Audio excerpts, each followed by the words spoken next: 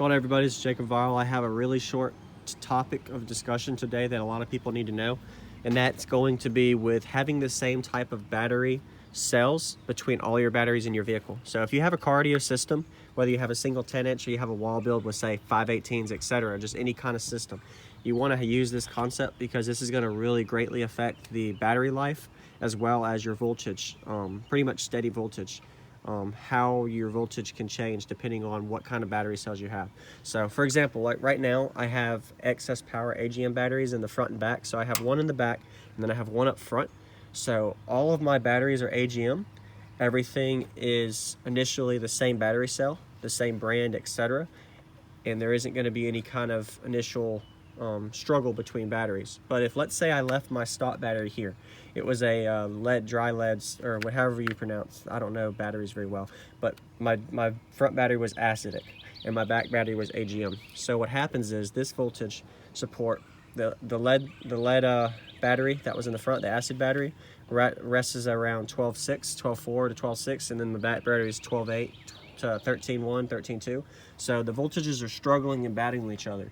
So this is definitely more important on a lithium scale than it is for an AGM scale, because what happens is your battery voltage difference, resting voltage difference, will start struggling and battling each other, especially on long-term basis of sitting. So if you have your vehicle sit for a few weeks and you got an AGM battery up front or a stock battery up front, and you had, let's say, lithium in the back, and your lithium battery rests at 13.2 to 13.3, but your front battery rests at 12.6. So what happens is you got 12.6 here, 13's back up there in the back, and your voltage is steadily battling each other.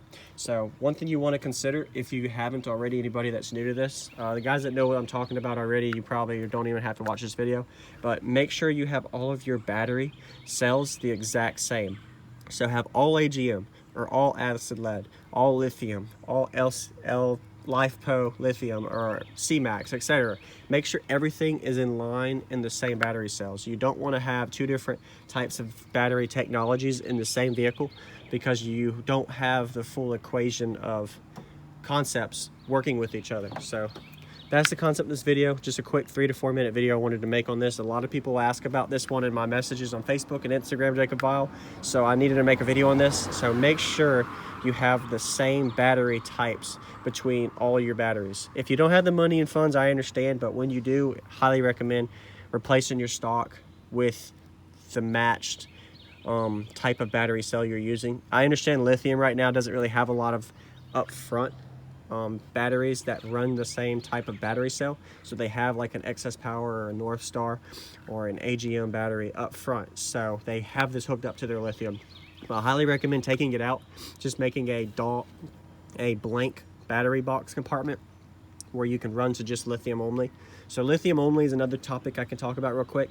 I actually did do lithium only, and my voltage went up steady of 0.2 to 0.3 just by taking my front battery out when I was running lithium. So doing just lithium over lithium and AGM mix is a guaranteed gain, not just on the meter and getting louder, but also guaranteed that you have equivalent battery cells of all the same type. So I hope this taught somebody something.